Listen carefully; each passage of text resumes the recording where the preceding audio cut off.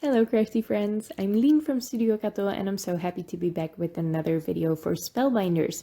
I am celebrating their release with the Boo Dance Party collection and I am so happy this got sent to me. I made 7 cards with it, or 8 even, but I have videos on 7 cards in the description below. There will be 5 videos including this one, and I couldn't be more happy with how they turned out.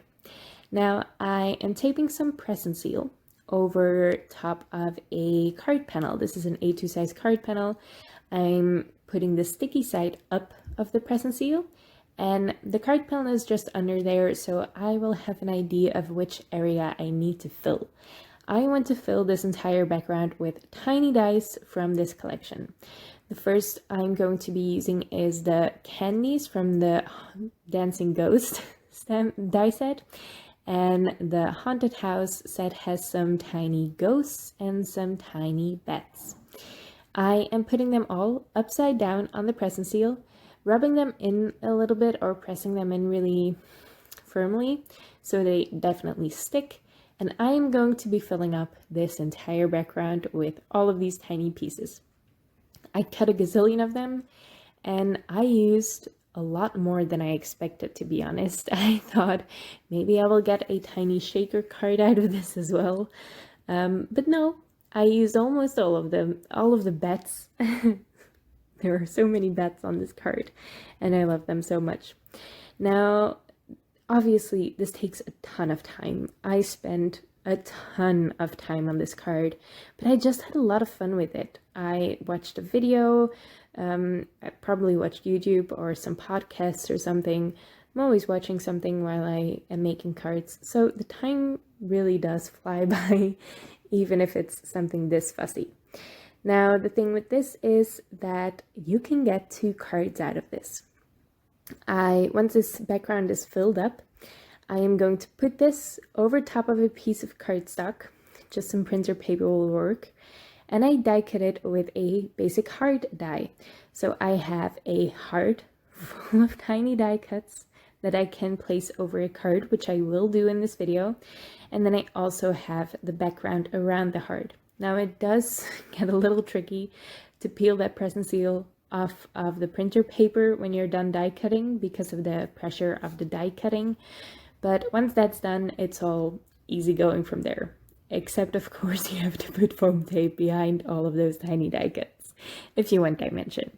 You could also just be a little bit more sane and use some liquid glue, but I like the dimension for this.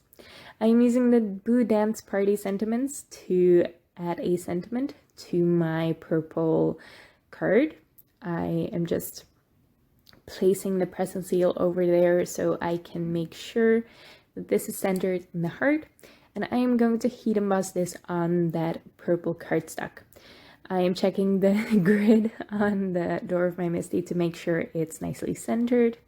And then I can stamp this in Versamark ink onto that purple cardstock, which is by Conquer the Ninth, by the way. It's eggplant cardstock and I love it. It's such a deep, rich purple. It's stunning and obviously perfect for Halloween. I'm making sure to add some anti-static powder to the cardstock, and then I can stamp it in Versamark ink like I mentioned. I stamp it twice just to be sure, but it stamps perfectly pretty much from the first time. I'm embossing this with Wow Metallic Silver embossing powder, and once that's sprinkled on, I can heat set it. I'm using the Wow Jewel Speed heat tool for that. It's really easy to heat set a sentiment this small, and then I can work on both of my card bases. I'm putting some colored cardstock on top of each card base.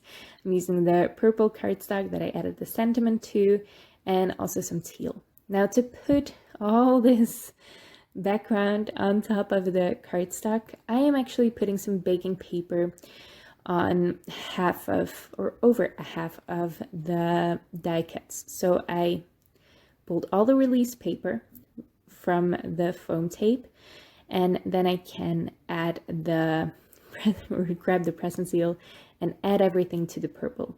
But because press and seal is not firm, it's kind of floppy, it's really hard to adhere all of these tiny pieces at once and not have the bottom ones stick down in places they're not supposed to while you're trying to just center this on top of your card. So that baking paper really helped. Then I can just lift up the present seal and press it in place in the bottom. It's really helpful. I'm very happy that I thought of it. Then I can gently, ever so gently, peel away that present seal.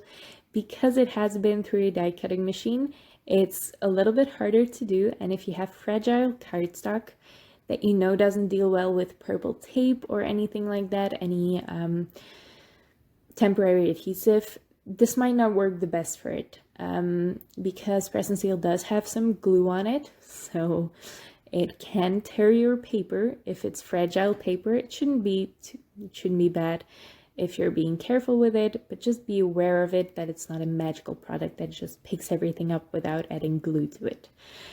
Yeah, so then I'm adding the heart pattern to the teal card base, or the mint card base, and I'm using my tweezers to hold everything in place while I pull the present seal up. Now the heart was not as full as I liked, so I just filled it up with some gems. These are holographic nail art gems, so they're very, very tiny. You can just get them on Amazon. They're a really cheap alternative to some card making gems, and I like that they're super, super tiny. Now I really liked how clean and simple that card was, so I am just going to glue all of those gems in place, but I'm not going to add a sentiment to this or anything. This is the card. I really like how clean it is, just with that heart and all of those colorful and sparkly die cuts, because the ghosts are actually silver glitter paper, so it's really, really sparkly. And the black bats and the Halloween colored candy. I love Halloween. I've said it in so many videos now, but I'm just obsessed with making Halloween cards. This is the first or the second card. It's basically just a byproduct. But yeah, this is a really fun way to make 2 cards in one.